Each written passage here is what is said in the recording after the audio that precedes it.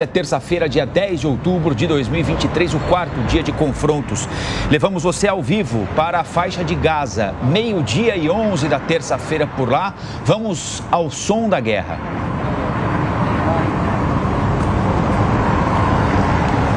Nós temos, para quem nos acompanha sem imagens, poucas colunas de fumaça a essa altura do campeonato. Vale ressaltar que ontem, mais ou menos por volta de 7 horas da manhã, 1 hora da tarde lá, um pouquinho antes disso, se intensificaram os ataques que se prolongaram por praticamente toda a tarde, toda a manhã por lá. Foi um dia de intensos combates, mais uma vez, com o avanço de Israel sobre a faixa de Gaza. Ontem, o primeiro-ministro de Israel, Benjamin Netanyahu, fez um novo pronunciamento, ressaltando, reafirmando que a intenção de Israel é exterminar o Hamas. Falou que há homens infiltrados do Hamas ainda em território israelense. Eles estão na caça desses infiltrados em território israelense, ao mesmo tempo em que fazem essa caça em Israel, que tentam retomar definitivamente o controle de áreas invadidas por terroristas do Hamas em colônias judaicas perto da fronteira da faixa de Gaza.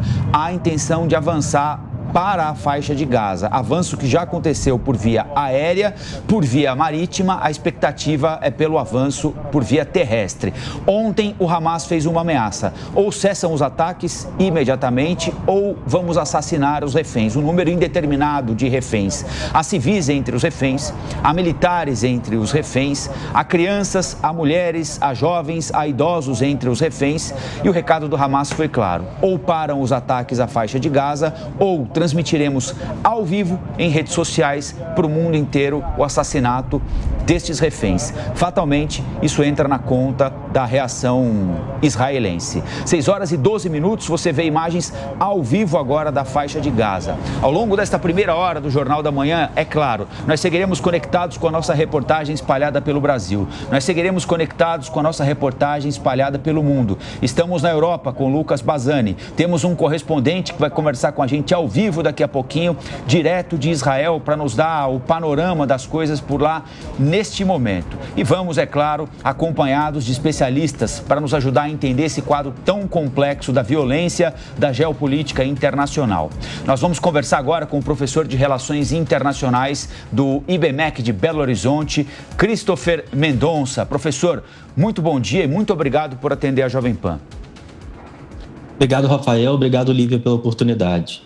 Professor, queria que o senhor falasse um pouquinho sobre essa ameaça feita pelo Hamas de assassinar inocentes, assassinar militares, assassinar idosos, mulheres, jovens, civis, que foram tomados de assalto, foram sequestrados no sábado, quando, de maneira surpreendente para o mundo, homens do Hamas invadiram Israel por terra, por ar também.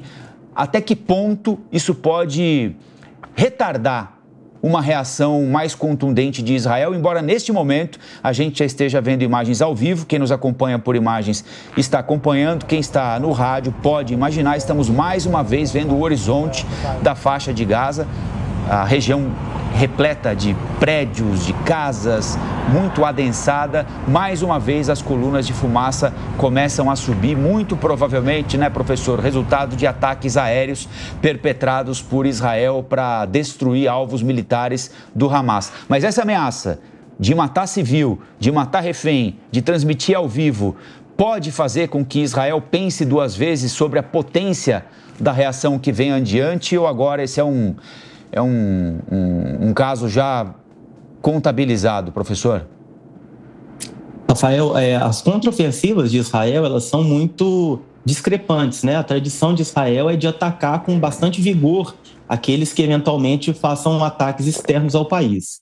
Nós já esperávamos que Israel fosse responder esses ataques de uma forma bastante importante, bastante volumosa.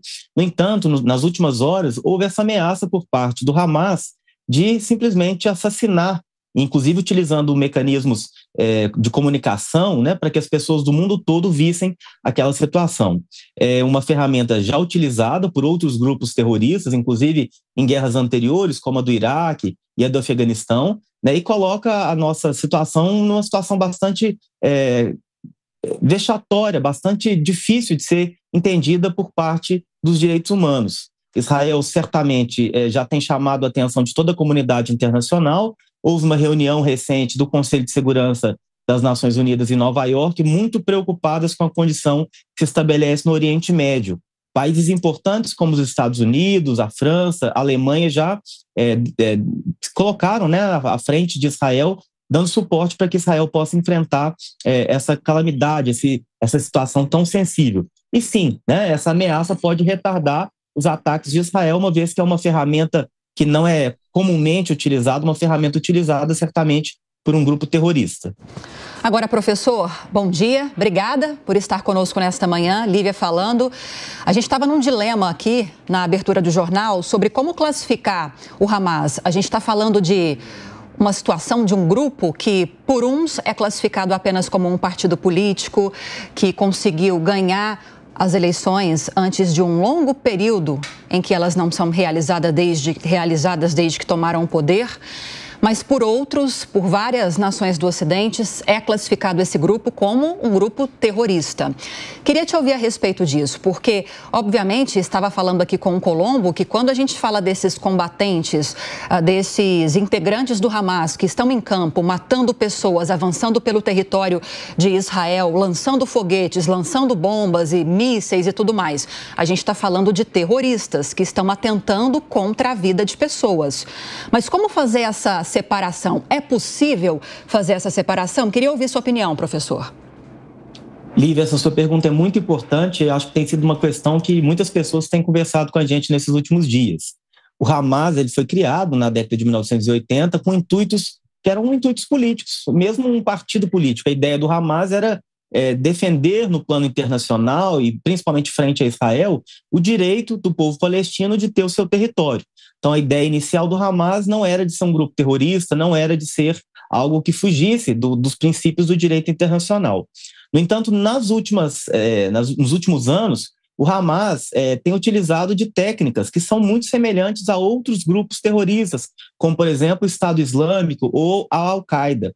A própria apresentação de uma ameaça de assassinar ao vivo e sendo transmitido pelas redes sociais de pessoas que estão como reféns já demonstra claramente esse objetivo que é, de fato, de construir, de gerar o terror na comunidade internacional. O que diferencia, de fato, um grupo terrorista de um exército, né, de uma força armada, é exatamente esse intuito. Eles não têm intuito de matar um número grande de pessoas, mas de fazer com que aquelas mortes, aqueles assassinatos, aquelas ações pontuais gerem terror, gerem medo na comunidade internacional e especialmente no seu oponente, que nesse caso é Israel. Não há, evidentemente, consenso entre os especialistas da área se o Hamas pode ser ou não considerado um grupo terrorista. No entanto, nesses últimos dias, principalmente através do discurso que é construído pelas principais potências militares do Ocidente, o Hamas tem sido, sim, definido como um grupo terrorista diante dessas estratégias que têm sido utilizadas nos últimos dias por esse grupo específico. A tática é a do terror, né, professor?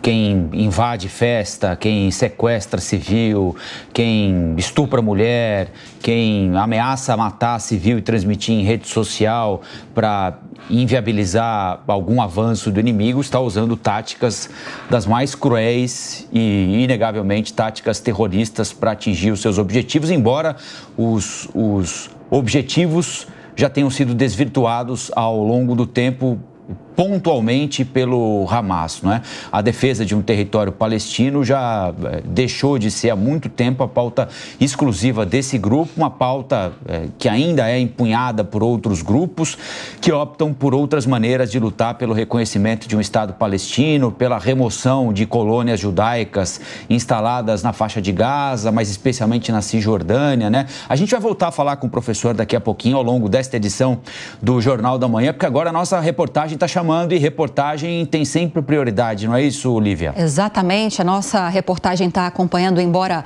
algumas pessoas, alguns profissionais espalhados pelo mundo, outros profissionais em ruas aqui de São Paulo, em ruas do Rio de Janeiro, de Brasília, mas todos voltados para os desdobramentos desse conflito que entra hoje, terça-feira, no quarto dia. A gente segue acompanhando imagens ao vivo. Para quem está conosco em vídeo, nas plataformas digitais, na TV Jovem Pan News, a imagem à direita São imagens ao vivo da faixa de Gaza. As duas são ao vivo, estão me reforçando aqui, mas em 2 pontos diferentes. A imagem à esquerda mostra um edifício totalmente destruído, muito possivelmente por causa de um foguete ou por causa de um míssil. Agora a imagem está caminhando para outros sentidos, para outras direções, onde ao fundo a gente vê colunas de fumaça, e a imagem à direita mostra uma coluna de fumaça preta meio que estabilizada no céu, provavelmente de um bombardeio que aconteceu agora há pouco. A gente segue acompanhando em tempo real para você como está a situação na faixa de Gaza. Enquanto isso, a gente vai girando a nossa reportagem, porque o exército de Israel decidiu convocar 300 mil reservistas para ajudar nessa guerra contra o Hamas. O número de convocações desde o último sábado já é considerado o maior na história do país. A Soraya Lawande, das ruas aqui de São Paulo, que está acompanhando essa movimentação, esse reforço das tropas aí de Israel, traz agora atualizações a respeito do conflito para a gente. Oi, Soraya, bem-vinda, bom dia. Quais são as atualizações sobre esse número que eu trouxe para a gente?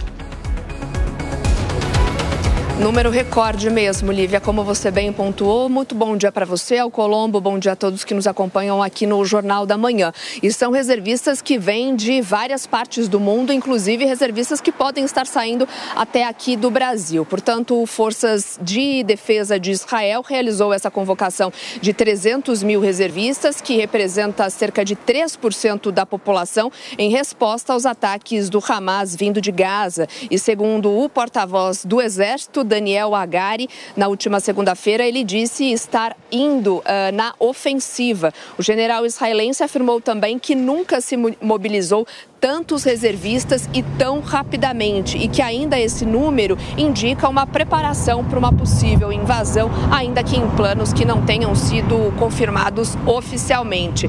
A gente relembra, né, que desde o ataque surpresa do último sábado, aeronaves israelenses têm atingido alvos em Gaza, enquanto as forças terrestres têm batalhado, né, para retomar o controle das vilas, das cidades tomadas por militantes palestinos na fronteira. O porta-voz do Exército também afirmou que o controle dessas comunidades já foi estabelecido, mas que combates isolados continuam. Oficiais do Exército já haviam dito que o foco era garantir a segurança do lado israelense da fronteira antes de partir para qualquer avanço maior contra a ofensiva de Gaza. E num post, né, recente nas redes sociais, a Força Aérea Israelense já escreveu que sua aeronave Hércules participou do transporte aéreo de emergência. Inclusive, o post mais recente afirma que alguns aviões já chegaram em Israel com esses reservistas, de acordo, então, portanto, com informações da Força Aérea de Israel. Esta noite, aeronaves do transporte Karnaf e Shinchon voaram de volta para Israel. Centenas de combatentes da FDI que estavam no exterior para participar da guerra, então, como parte dos esforços para concentrar também forças adicionais. Foi o que escreveu, portanto, num post nas redes sociais. Segundo o portal, inclusive, The Time of Israel, esta é a maior mobilização desde a guerra do Yom Kippur. Uma comparação, né? Esse, no caso, o conflito que envolveu Israel contra Egito e Síria lá em 1973. Tá brincando. Lívia. Ok, Soraya Lawande, você fez essa comparação com a guerra do Yom Kippur em 73, portanto, há 50 anos. Não é à toa que há essa reação muito intensa por parte da defesa de Israel. Eu disse ontem e reforço hoje, aqui no Jornal da Manhã, em 3 semanas dessa guerra do Yom Kippur, foram 2.600 israelenses mortos. A gente entra no 4º dia de conflito com o Hamas, de Israel e Hamas, com 900 israelenses mortos. No total, são 1.580 pessoas que morreram por causa desse conflito, 900 pessoas do lado de Israel, 680 do lado da Palestina. A gente segue acompanhando imagens ao vivo. Há pouco, enquanto o Soraya Lawande trazia as informações para a gente, uma densa nuvem de fumaça se elevou ao céu. A gente conseguiu ouvir aqui de dentro do estúdio o barulho de uma bomba sendo lançada ao solo da faixa de Gaza. Agora as imagens são ao vivo, a gente não consegue mostrar para você nesse momento o quanto a fumaça se dissipou no momento, o quanto o barulho foi ensurdecedor, mas infelizmente ao longo da manhã isso deve se repetir e a gente traz todos os detalhes ao vivo, em primeira mão para você, agora 6 horas e 25 minutos. Repita. 6h25.